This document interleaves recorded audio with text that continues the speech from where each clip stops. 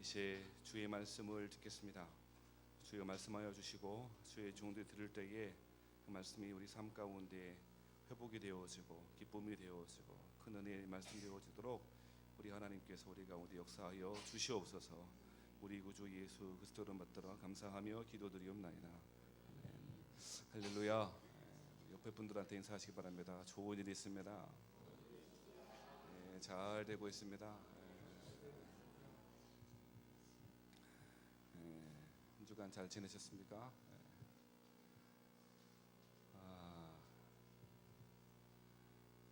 1927년에 플레밍이라고 하는 사람이 푸른 곰팡이에서 페니실린을 개발해냈습니다.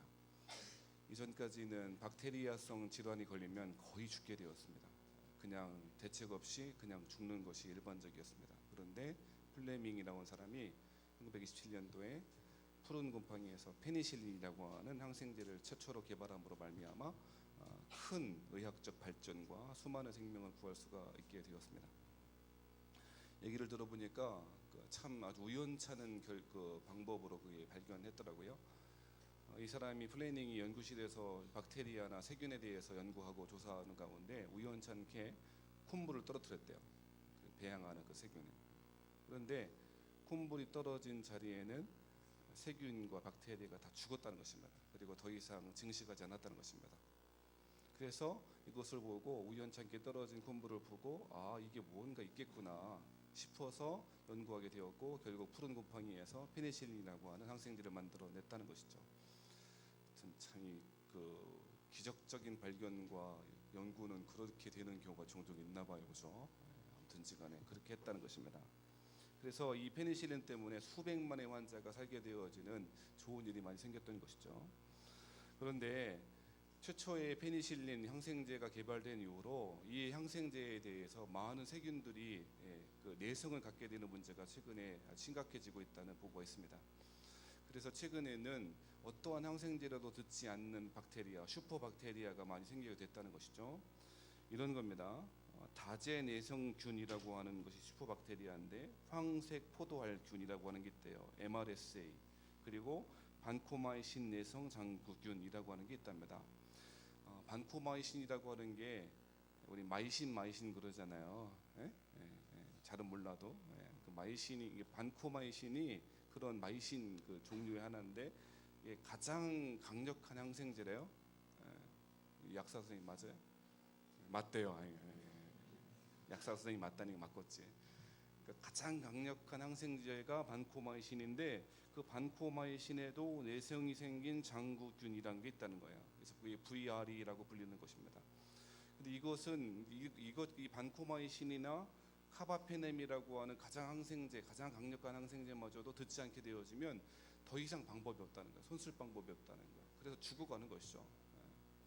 그래서 수년간 오랫동안 폐렴을 앓았던 환자라든지 이런 환자들 경우 또 오랫동안 병원에 있었던 환자 같은 경우에는 이런 슈퍼박테리아의 감염에 훨씬 커진다는 것이죠.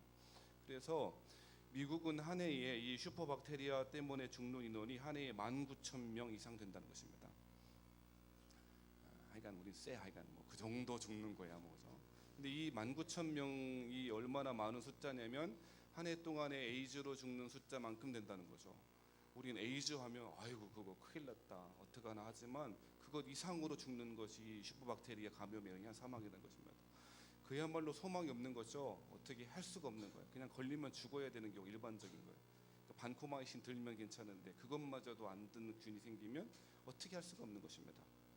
그래서 사람들은 감염내과의 교수들이나 의학자들은 말하기를 이제 페니실린이 발명된 전으로 돌아갈 것이다. 처음에 항생제가 전혀 없었을 때처럼 그렇게 돌아갈 위험성이 많다고 경고하고 있다는 것입니다. 이렇게 이야기하니까 우리 잘 이렇게 감이 안 올 수 있는데요. 그런 것 같아요. 우리는 가끔 의사 선생님들이 약을 주잖아요. 감기 걸리면. 근데 우리나라처럼 항생제 많이 주는 데가 없다는 거 아닙니까? 대부분 감기약 가운데 항생제가 있는데 우리 그러잖아요. 대부분 우리 아이들한테도 그렇고 우리도 쓸 때에 그냥 그 항생제 주면 그냥 먹다가 좀 나아진 것 같으면 안 먹잖아요. 그냥 그리고 이렇게 둔다든지 보관해 뒀다가 하고 또 우리 자녀가 받아놓은 약을 비슷한 약이니 감기니까 나도 먹기도 하고 막 이러잖아요. 그러니까 항생제를 쓰는 용법이나 용량이나 이런 것들을 함부로 막 하기 때문에 그 항생제에 대한 내성들이 커져가고 있다는 것이죠. 그게 굉장히 위험하다는 거예요. 그러니까 의사가 처방한 대로 잘 먹고 약사가 복용 지시한 대로 잘 먹는 게 중요하다는 거지. 안 그러면 어떤 약으로도 잘 안 나는 거야. 그러니까 무조건 항생제, 무조건 약 이렇게 하면 위험할 수 있다는 건 아니겠습니까? 그래서 많은 경우에 특히 미국 같은 경우에는 이 슈퍼박테리아의 공포 가운데 많은 사람들이 두려워하고 있다는 것입니다. 어떻게 할 수가 없으니까요. 우리는 그렇잖아요. 뭔가 병에 걸리면 약 먹으면 되지. 이런 마음이 있으니까 괜찮은 거지. 약이 없다, 고칠 수 없다라고 하면 그 얼마나 공포스럽겠습니까? 처음에 에이즈라고 하는 질병이 처음에 사람들에게 회자되어지고 알려졌을 때 얼마나 두려웠어요. 그래서 막 제가 기억으로는 막 방송에다 며칠 동안 계속 그런 게 있다고, 죽는다고 그렇게 한 기억도 저 안에 있거든요. 그러니까 그런 개발된 약도 없다, 어떻게 할 수도 없다 그러면 공포스럽거든요. 그런데 제가 이렇게 그 설교 준비하다가 조사하고 연구해 보다가 해보니까요, 이렇게 두려워할 만한 것만은 아니다 라는 생각이 들더라고요. 의학자들은 염려하고 큰 어려움이 있을 것이다 경고하지만 아주 단순한 방법이 있더라고요. 단순한 효과가, 그리고 단순한 뭐라 그럴까요? 단순한 이길 수 있는 방법이 있더라고요. 그게 무엇이냐면 바로 인체 면역 시스템이 좋아지는 것입니다. 쉽게 이야기하면 내가 강건하면 슈퍼박테리아가 활동할 수가 없다는 거예요.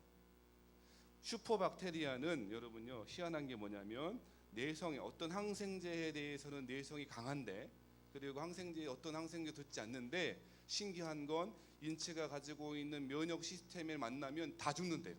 100%. 이해되세요?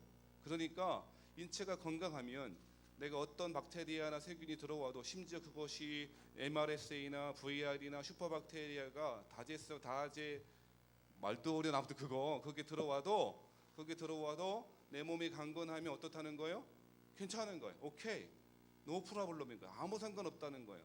문제는 내가 강건하지 않으니까 거기에 대해서 그걸 이겨낼 만한 그 체계가 무너져 있거나 어려워진 상태가 되어지니까 위험해진다는 것이죠. 여러분, 오늘 아침에 무슨 말씀 드리고 싶으나 이런 말씀이에요. 여러분, 사람이요, 어려운 일들 때문에 어려워지는 것이 아니고 어려움을 이겨낼 만한 내적인 강건함이 없기 때문에, 마치 슈퍼박테리아를 이길 만한 면역 시스템이 없어졌기 때문에 위험해지는 것처럼 우리도 그런 것 같아요. 여러분, 사람은 다 연약하고요, 사람은 다 하수입니다. 최근에 제가 아주 재밌게 읽었던 책이 갑각류 크리스천이라고 하는 책입니다. 지난주도 인용했는가요? 그 책에서 그 옥성호라고 하는 저자가 말하기를 사람은 다 하수라는 거예요.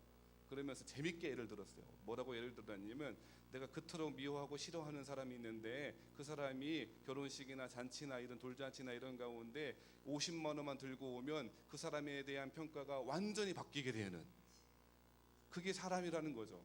그게 연약하다는 거예요. 그렇지 않겠어요? 저 인간 미워 죽겠었는데 어느 날 갑자기 우리 딸내미나 우리 친척 결혼식 때 10만 원이나 넣겠지. 에이, 저는 안 친하니까 3만 원 넣었을까? 그런데 50만 원 되는 거예요. 그러면요, 갑자기 입이 침이 마르도록 칭찬하는 거죠. 내가 모르는 게 있었다고. 참 근사한 사람이네. 아낌없이 주는 사람이, 저 사람만큼 괜찮은지 내가 몰라봤다고 그런다는 거예요. 그렇죠? 우리는요 다 하수라는 거죠. 우리는 다 연약해요. 뭐 강한 척하고 다 뭐 말이죠, 힘이 있는 것 같고 그렇지만 슈퍼박테리아가 오면 그거 다 무너지고 있는, 맞아, 그거 이길 만한 체계가 무너져 있는 사람이 대부분일 거라는 것입니다. 성경도 오늘 본문의 말씀에 보니까 이렇게 이야기합니다. 뭐라고 그래요? 이와 같이 성경도 우리의 뭘 도우십니까? 연약함을 도우신답니다. 아멘입니다. 사람은 다 연약하다라고 그걸 전제하고 말하고 있다는 것입니다. 그런데 여러분, 성경은 사람을 질그릇이라고 비유하는 경우가 많이 있지 않습니까? 이사야 64장 8절 말씀에 보면 이렇게 이야기합니다. 그러나 여호와여, 이제 주는 우리 아버지시니이다. 우리는 진흙이요 주는 토기장이시니 우리는 다 주의 손으로 지으신 것이니이다 말씀했습니다. 모니터를 좀 줄여주면 너무 울리는 거예요. 뭐라고 그랬다고요? 이사야 64장에 보면 우리는 진흙이라 그러는 거예요. 질그릇이고 흙으로 만든 그릇이라는 거죠. 주님이 토기장이이시고 우리는 질그릇이어서 늘 깨어지기 쉬운 그런 연약한 존재라고 늘 이야기하고 있다는 것입니다. 고린도후서 4장 7절 말씀에도 우리가 이 보배를 질그릇에 가졌다라고 말합니다. 예수 닮은 사람이고 예수님이 우리 안에 있지만 우리 자체는 질그릇이어서 늘 깨어질 수밖에 없는 존재라고 성경이 말하고 있다는 것이죠. 질그릇의 특징이 무엇이겠습니까? 가치 없는 것이고 제일 큰 특징은 깨어지기 쉬운 거라는 것입니다. 여러분, 사람의 마음이 그렇죠. 특히 사람의 마음은 그렇습니다. 브레이커블한, 늘 깨어지기 쉬운, 늘 상처받기 쉬운 것이 사람의 마음 아니겠습니까? 우리의 마음은 늘 상처받기 쉽고 깨어지기 쉬운 것이 사실인 것입니다. 그런데 문제는 그러한 마음을, 그러한 상처를 잊고 누르고 없는 것처럼 속이고 스스로 속이고 있는 것이 우리의 모습이 되기 때문에 그것이 안타까운 것입니다. 어떻게 한다고요? 마음이 상처가 되고 어려운 일이 있지만 잊는 것. 근데 여러분, 잊는다고 잊어지는 게 아니라니까요. 우리의 잠재 기억 속에, 뿌리 기억 속에 여전히 남아 있는 거죠. 그리고 또 어떤 사람은 누르고 있어요. 어떻게 누르나? 그런 거는 나한테 상관없어. 그까짓 건 나는 그런 거 다 넘어간 사람이야 라고 말하는 거죠. 사실 안 괜찮은데, 부대껴 죽겠는데. 또 어떤 사람은 없는 것처럼 이야기합니다. 나는 괜찮다고, 나는 뭐 그런 건 뭐 이미 다 하나님이 치유해 주셨다고. 하나님이 치유해 주신 적도 있겠지만 대부분 그렇지 않은 경우가 많더라고요. 해보니까 쭉치유 사역하고 축사 사역해 보면 대부분 그렇게 깊은 상처들이 치유되거나 그런 분들이 별로 없어요. 놀라울 정도로. 그러니까 우리는 잊고 누르고 없는 것처럼 살아가죠. 그렇게 스스로 속이고 살아가요. 아마도 그 사람에게는 그 방법이 제일 쉽고 편안한 길이었기 때문에 그렇게 했는지도 모르겠어요. 그래, 그거 괜찮지. 그래, 자꾸 그렇고 생각하지 말고 없는 것처럼 누르고 있는 것이 좋겠다. 그렇게 해서 그랬는지 모르겠어요. 하지만 그 상처는, 그 연약함은 우리의 영적 성장을 방해하고, 더 나아가 죄송하지만 이렇게 말하면 어떨지 모르겠지만 그 상처 때문에 사탄의 먹잇감이 되어서 늘 억압된 가운데 살아가는 성도도 많다는 것입니다. 마치 슈퍼박테리아가 들어왔는데 그건 괜찮아, 항생제 맞고 있으니까 괜찮지, 때때로 은혜 받으니까 괜찮지라고 하면서 내성을 계속 키워가고 있는 거죠. 어려움이 있어요, 상처들이 있어요. 그러면 은혜 받고 말씀 듣고 힘을 얻어가요. 그런데 근본적인 치유함이 있는 것이 아니고 잠시 잠깐 항생제 놓는 거죠. 그리고 다시 돌아갑니다. 그리고 또 다른 상처를 받습니다. 그러면 또 더 큰 용량의 항생제를 맞습니다. 반코마이신 듣습니다. 그리고 최후의 보로라고 하는 카바페넴이라고 하는 거 써봅니다. 하지만 여전히 항생제의 내성만 커지고 근본적인 치유함이 없다는 것입니다. 그것이 사람의 연약함이라고 성경이 말하고 있다는 것입니다. 여러분, 혹시 그렇지 않으십니까? 난 괜찮다고, 아무 상관없다고 누르고 잊고, 그렇지만 여전히 어느 순간이 되어지면 폭발하듯이 튀어나와서 나를 괴롭히고, 그래서 그것이 하나님과의 관계도 사람과의 관계도 방해해서 누군가도 깊은 관계를 못 맺고 그냥 표면적으로 그냥 좋은 게 좋은 거지 하고 넘어가는, 그것이 대부분의 사람이 하수인 우리들의 모습 아니겠습니까? 그런데 이처럼 소망 없어 보이고 어떻게 하면 좋으냐, 이렇게 소망 없어 보이는 슈퍼박테리아에 감염된 것 같은 성도들에게 한 가지 소망의 이유가 있다고 성경이 오늘 본문에 말하고 있다는 것입니다. 그 소망이 뭔지 아십니까? 여러분, 26절과 27절입니다. 사모하는 마음으로, 기도하는 마음으로 26절 27절을 다시 한번 읽어보겠습니다. 시작. 이와 같이 성령도 우리의 연약함을 도우시나니 우리는 마땅히 기도할 바를 알지 못하나 오직 성령이 말할 수 없는 탄식으로 우리를 위하여 친히 간구하시느니라.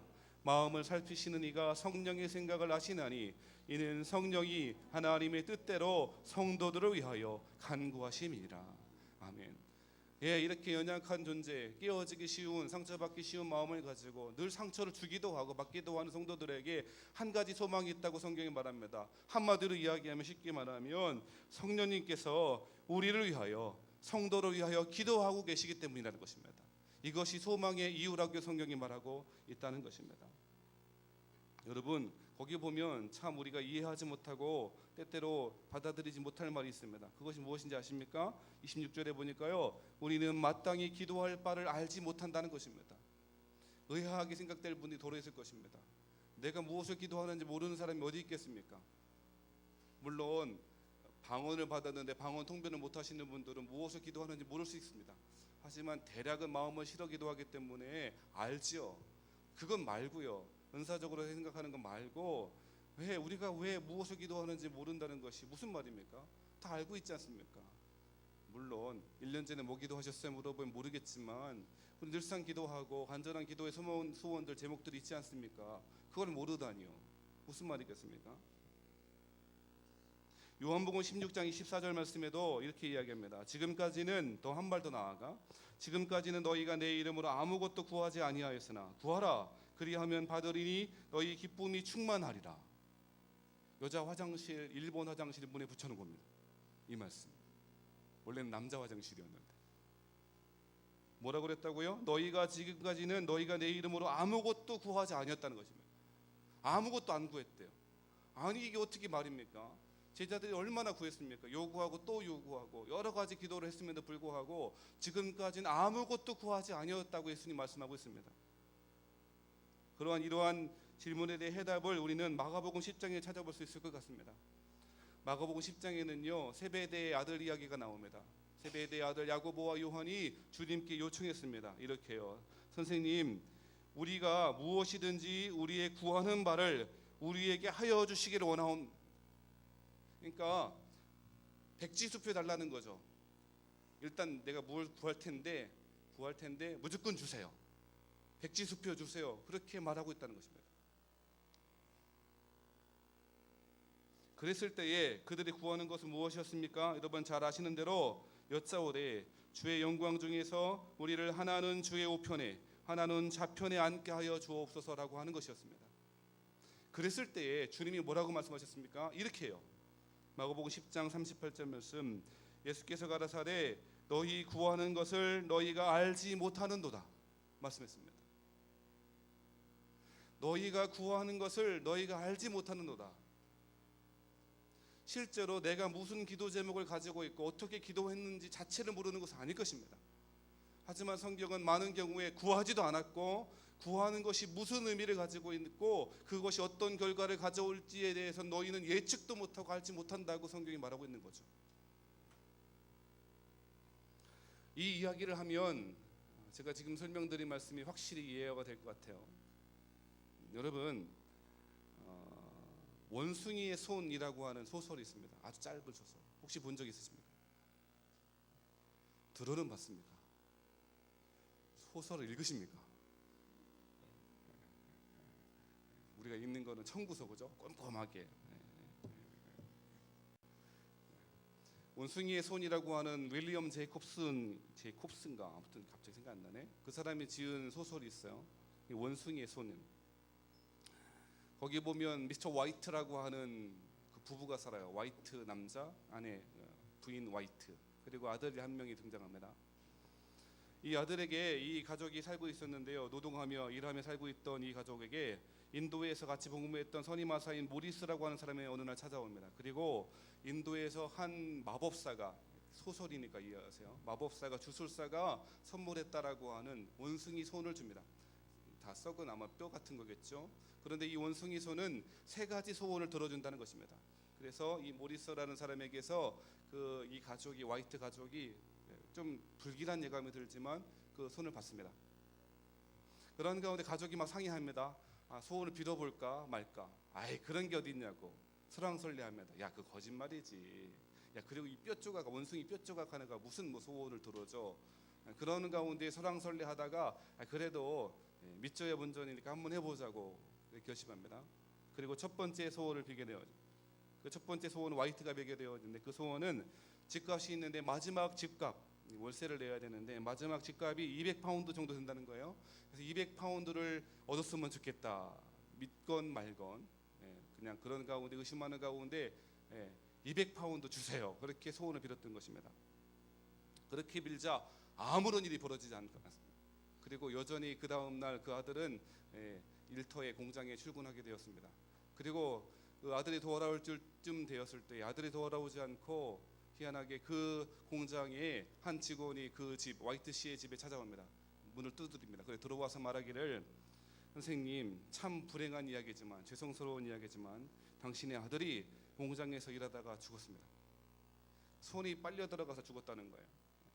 그런데 이 사람의 전적인 책임이었기 때문에 저희 회사로서는 아무런 책임을 질 일이 없지만 이제까지 이 당신의 아들이 우리 회사에 공헌한 것이 있기 때문에 보상금 쪽으로 위로금 쪽으로 돈을 준비해 왔습니다. 얼마겠어요? 200파운드죠. 200파운드 얻게 되었습니다. 예, 그 돈은 정확하게 200파운드였습니다. 큰 충격에 빠져서 아들의 죽음을 받았던 이 두 부부는요, 장례식을 치르고 나서 슬픔에 미쳐버릴 정도가 되었다는 것입니다.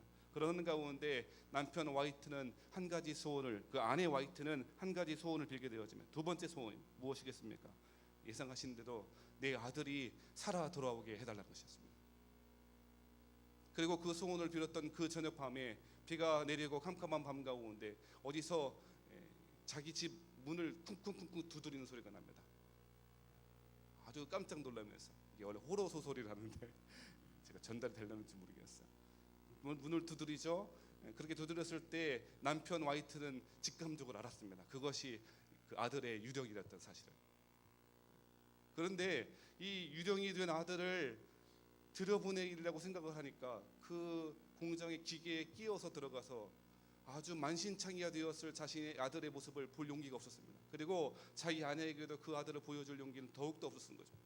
그래서 이 화이트는, 남편 화이트는 마지막 한 가지 소원을 부탁하게 됩니다. 그 소원은 바로 이것이었습니다. 내 아들이 편히 잠들게 하라.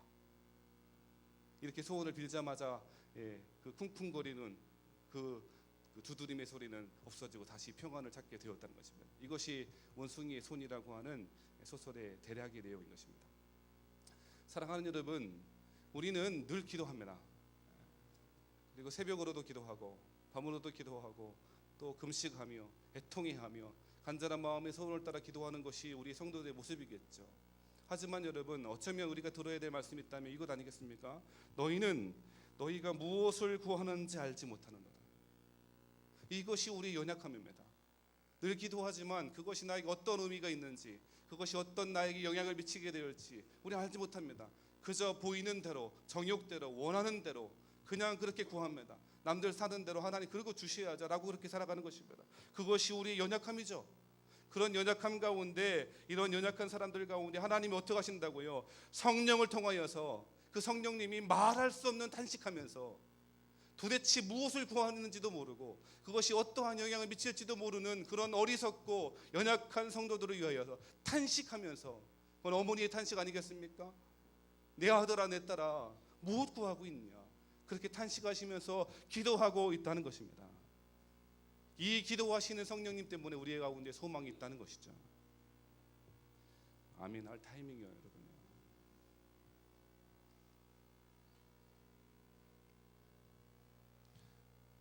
아침마다 우리 집은 신랑이 하는 게 하나 있습니다. 뭘 신랑이 하냐? 우리 아이들 아침에 밥 먹기 싫어하거든요. 여러분도 그러시죠? 그래서 아침에 꼭 일어나자마자 아들과 딸이 공통적으로 이신전시 하는 말이 있습니다. 아빠, 오늘은 콘프레이크 먹고 갈래요. 늘 싸우다가도 둘이 의견이 항상 맞는 게 그거예요. 그것도 엄마한테 절대 이야기 안 합니다. 아빠한테 얘기해요. 그럼 아빠는 그래 그러자. 저도 귀찮으니까 저도 그냥 쉐이크 한 잔 먹는다든지 아니면 해독 주스. 해독 주스 좋다고 해주는데 우리 집사람 해주는데요. 진짜 그냥 그 먹는 것 자체가 독이 돼 나한테. 영양은 있을지 모르겠지만 겁내기 힘들어 아이가. 일명 덩주스 이렇게 부르는데 제가 꼭 그래 모양. 근데 저는 아침에 그거 먹고 뭐 쉐이크 한 잔, 그 한 허벌라이프 쉐이크 한 잔 먹고, 아이고 이거 녹화되는데 그거 한 잔 먹고 그러면 이제 아침 하고. 근데 우리 집사 이제 우리 아이들도 이제 그거 이제 간단히 콘프레이크 먹고 싶어, 그냥 빨리 가고 싶어 하는 거예요. 안 넘어가니까. 그러면 저는 항상 그러라 그래요. 그러면 안 된다고 막 우리 집사람이 막 뭐라 그러죠. 근데 결국은 그렇게 해요. 좀 먹게 하고. 근데 꼭 뭐 하냐? 꼭 밥 2숟갈만 먹고 그래. 좋아 먹어. 그런데 항상 뭘 해야 돼요? 밥 2숟갈은 먹어야 되는 거예요. 그래서 꼭 들고 와서 먹여요. 콘프레이크 먹을 때만 그러나 아니에요. 피자나 치킨 시키잖아요 가끔. 피자나 치킨을 가끔 시키면 그것만 먹어도 열량이 충분하잖아요. 충분한데도 꼭 뭐 하냐? 밥 2숟갈만 먹고. 우리 고정 멘트야 이거. 저는 그러면서 오늘 말씀 묵상하면 그 생각이 딱 났어요. 성령님이 마땅히 기도할 바를 알지 못하는 성도들을 위하여 말할 수 없는 탄식으로 친히 간구하시는 것이 뭘까 이렇게 생각했어요. 밥 2숟갈만 먹고. 할렐루야. 여러분, 이것 때문에 친히 구하신 성령님 때문에 소망이 있다는 것입니다. 여러분, 22절 말씀에 보면 탄식이라고 하는 말이 나오죠. 23절 말씀에도 탄식이라고 하는 말이 나오죠. 22절의 탄식은 피조물이 고대하는 탄식입니다. 고통 가운데 그 피조물까지도 온전한 회복될 것에 대한 소망을 가진 탄식입니다. 그리고 23절에도 또한 탄식이 나옵니다. 이제 그런데 26절의 탄식은 이제 그러한 탄식이 아니고 성령님이 성도를 위하여 연약한 지체를 바라보면서 어머니의 심정을 가지고 밥 2숟갈만 먹고 하는 탄식과 같은, 그렇죠? 이것 때문에 우리가 소망이 있는 거죠. 할렐루야. 여러분, 두 번째입니다. 왜 이렇게 연약한 지체 가운데 우리 모습들 가운데 소망이 있다고 말할 수 있습니까? 두 번째는요, 28절입니다. 28절 다 같이 한번 읽어볼까요? 시작. 우리가 알거니와 하나님을 사랑하는 자 곧 그의 뜻대로 부르심을 입은 자들에게는 모든 것이 합력하여 선을 이루느니라. 아멘. 여러분, 이 말씀은 듣기에는 괜찮은데 곱씹어 보면 힘들어질 수도 있는 분이 있을 것입니다. 지난주에 말씀드렸지만 자식을 잃었던 욥이 결국엔 더 예쁜 딸을 얻었다고 마냥 합력하여 선을 이루었다고 말할 수는 없을 것입니다. 부모 형제 떠나서 수십 년간 외삼촌 라반의 집에서 종살이 살듯 살았던 야곱이, 그리고 그토록 자신을 사랑했던 어머니 리브가 임종조차 지키지 못한 야곱이 모든 것이 합력하여 선을 이루게 됐다고 말하기는 힘들었을 것입니다. 형들에게 미움받고 타향의 노예로 살고 억울하게 감옥에 갇혔던 요셉이 총리가 되었기 때문에 모든 것이 합력하여 선을 이루었다고 말하기는 어려울 것입니다. 합력하여 선을 이루었다는 말이 결국엔 나중엔 다 괜찮아질 거니까 지금 아무렇게 해도 상관없어 라고 하는 말은 분명히 아닐 것입니다. 예, 그렇게 말하면 성경이 말하는 진짜 말하는 의미는 놓치고 있는 것이겠죠. 그러면 문제는 무엇입니까? 오늘 본문에서 말하는 합력하여 이루는 그 선이라고 하는 것이 무엇이냐는 것입니다. 그것은 여러분 29절에 그 답이 정확하게 나와 있습니다. 성령께서 합력하여 선을 이루게 하신다 그랬는데 그 선이 무엇이냐? 29절에 보면 바로 그 답은 그 아들의 형상을 본받게 하는 것. 아들의 형상을 본받는 것이 무엇입니까? 그게 선인 것입니다. 쉽게 이야기하면 아들의 형상, 주님을 닮아가는 것, 예수 닮아가게 되어지는 것, 주님 닮은 성품이 우리 가운데 드러나는 것, 성령의 열매가 우리를 통해 나타나는 것, 그것이 바로 선인 것입니다. 자식을 잃은 욥이 어떻게 괜찮겠습니까? 미움받고 쫓겨났던 요셉이 어떻게 괜찮겠습니까? 늘 상처받기 쉬운 마음 가운데 괜찮지 않지 않습니까? 힘들죠. 하지만 그것들을 통하여서 선을 이루게 됐다고 말할 수 있는 이유는 모든 것이 괜찮아서가 아니고 그것을 통하여서 우리가 예수 닮은 모습으로 한 걸음 한 걸음 나아가기 때문에 우리 가운데 소망이 있다는 것입니다. 고통스럽고 어려운 문제들 가운데 나중에 결론이 괜찮으니까 상관하지 말자는 말이 아니고, 그토록 힘들게 만든 그 고통스러운 사건들이, 그토록 어렵게 만드는 그 사람들이 나를 예수 닮은 사람들로 만들어가는 그 도구가 되어짐으로 소망이 있다는 것입니다. 목회자인 저에게도 그러면 안 되겠지만 호불호가 있습니다. 좋은 사람 있고 좋지 않은 사람 분명히 있습니다. 마음으로부터 더 가까이 두고 싶은 사람이 있고 또 불편한 사람도 있습니다. 왜 안 그렇겠습니까? 가까운 사람은 더 가까이 두고 싶고 불편한 사람은 멀리 두고 싶은 마음이 제 안에도 있습니다. 하지만 그러면 안 됩니다. 그렇게 안 하려고 묻어냈습니다. 좋다고 더 가까이 두려고 안 합니다. 불편하다고 더 멀리 두려고 않고 그렇게 가까이 두려고 애씁니다. 왜 그런지 아십니까? 그 모든 사람들은 내가 예수 닮은 사람으로 변화되기 위하여 꼭 필요한 사람이기 때문에 그렇습니다.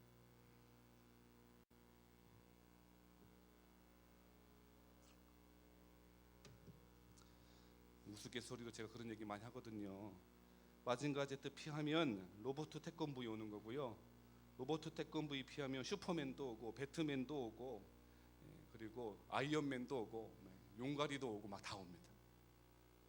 사랑하는 여러분, 피하지 말고 부딪혀. 그리고 그 사람에게 기도하며 이렇게 성령께 말하면 어떻겠습니까? 우리가 알거니와 하나님을 사랑하는 자 곧 그의 뜻대로 부르심을 이룬 자들에게는 모든 것이 합력하여 선을 이루느니라. 이것이 우리가 가져야 될 두 번째 소망인 것입니다. 마지막 세 번째 마지막 소망입니다. 연약한 우리 가운데 질그릇과 같이 깨어지기 쉬운 우리들 가운데 하나님의 소망의 말씀을 주십니다. 그것은 29절 30절 말씀이에요. 자, 29절 우리 하반절부터 읽어봐요. 미리 정하셨으니, 거기부터 30절까지 시작. 미리 정하셨으니 이는 그로 많은 형제 중에서 맏아들이 되게 하려 하심이라. 또 미리 정하신 그들을 또한 부르시고 부르신 그들을 또한 의롭다 하시고 의롭다 하신 그들을 또한 영화롭게 하셨느니라. 여러분 거기에 보면 이런 말이 있잖아요. 정하셨다. 또 30절에 보면 정하신 그들을 어떻게 하셨대요? 부르셨다. 또 부르신 그들을 의롭게 하셨다. 의롭게 하신 그들을 영화롭게 하셨다. 조직신앙에서는 이 말을 이렇게 부릅니다. 정하셨다 예정 혹은 섭리, 부르셨다 소명, 의롭게 하셨다 의롭게 하셨다 칭의, 영화롭게 하셨다 영화, 이렇게 불러요. 그러니까 여러분요, 구원의 서정인 것이죠. 그렇죠? 그러니까 예수 처음 믿고 나서부터 하나님께 부름받은 그 기간까지의 단계들을 지금 사도 바울이 그렇게 설명하고 풀어서 이야기하는 것입니다. 그런데 여러분 다 이해하는 거니까, 알고 있는 거니까 굳이 풀어서 설명할 필요는 없지만 제가 주목하고 있었던 것이 있었습니다. 무엇인지 아십니까? 이 모든 단어, 동사들 있잖아요. 정하셨다, 부르셨다, 의롭게 하셨다, 영화롭게 하셨다가 헬라어는요 부정과거로 되어 있어요. 이게 헬라어 시대는 말이 부정과거가 뭐냐면 영어로 따지면 완료는 무슨 뜻입니까? 이미 이루어진 거죠. 끝난 거죠. 영어 안 배우셨어요? 중학교 1학년 때 배우잖아. 현재 완료. 무슨 얘기입니까? 이미 뭐 한 거요? 현재 고난당하고 어려움 당하고 질그릇 같아서 늘 깨어지지만 그 사람이 소망을 가질 수 있는 이유는 이미 부르셨고 이미 의롭게 하셨고 이미 완성된 구원을 허락해 주셨다는 거죠. 이미 영화롭게 하셨다는 거예요. 할렐루야. 그것이 우리의 소망의 이유가 될 수가 있다는 것입니다. 여러분 제가 참 좋아하는 작가이자 교수님이 있는데요. 그분이 장경철 교수님이에요. 장경동 말고 그분은 별로야. 호불호가 있어요. 저도. 장경동 말고요. 장경철 교수님, 서울여대 교수이기도 하고 기독교학교 교수이고 여러 책을 지었던 참 제가 좋아하고 말하는 방식도 좋아하고 생각하는 방식도 참 좋아하는 분이거든요. 그분이요 강의할 때마다 늘 하시는 말씀이 있어요. 뭔지 아세요? 성도 여러분, 행복은 이미 완성된 형태로 우리에게 주어져 있습니다. 거의 한마디도 빠짐없이 매번 강의 때마다 첫 번째 하는 말이 그거입니다. 뭐라고요? 성도 여러분, 행복은 이미 완성된 형태로 우리에게 주어져 있습니다. 그 행복이 무엇입니까? 주어져 있다는 것이 무엇입니까? 예수 그리스도. 우리 안에 주님이 계심으로, 성령님이 계심으로 이미 우리는 행복한 사람이죠. 그리고 이미 완성된 구원을 얻은 사람이죠. 그것이 우리가 가질 수 있는 소망의 이유가 된다는 것입니다. 말씀 마치겠습니다. 사랑하는 여러분요, 오늘 소망의 이유 세 가지 말씀드렸어요. 이 말씀으로 배우고 그냥 듣고 하는 것이 아니라 이 말씀이 우리 가운데 한 주간에 우리 식구들의 삶 가운데 충만하게 역사하시기를 주 여러분 축복합니다. 뭐 때문에 그렇대요? 성령께서요 우리 위해 기도하신다요. 탄식하며 기도해 주신답니다. 두 번째 소망의 이유가 무엇입니까? 주기를 사랑하는 자들에게는요 모든 것이 합력하여 선을 이루기 때문이고요. 그리고 마지막으로는 완성된 구원이 우리에게 주어져 있으므로 우리는 소망을 가질 수가 있다는 것입니다. 자꾸 영어 써서 미안합니다. 찰스 스펄전 이런 말 했대요. 나는 살면서 여러 번 실망하는 일을 겪었다. 그런데 그 단어의 한 글자를 바꾸며 실망, 영어로 써야 되는데 실망이 disappointment잖아요. 이라고 읽는 대신에 단어 한 단어를 바꿨다는 거예요. disappointment의 D를 갖다가 뭐로 바꿨냐면요 H로 바꿨다는 거예요. 그럼 어떻게 됩니까? His appointment, 그의 약속. 스펄전도 disappointment, 이거 발음이 안 되네. 많았대요. 한 단어 바꾸니까 어떻게 됐대요? 그의 약속이 됐대요. 실망스럽고 포기하고 싶고 어려울 때 많지만 His appointment, 주님의 약속을 붙잡고 이 소망의 약속을 붙잡고 승리하는 우리 식구들 되시기를 주의로 축복합니다. 기도하십시다. 여러분 찬송 한 번 부르고 기도할 텐데 잘 아시는 찬송 그거 말고 당신이 지쳐서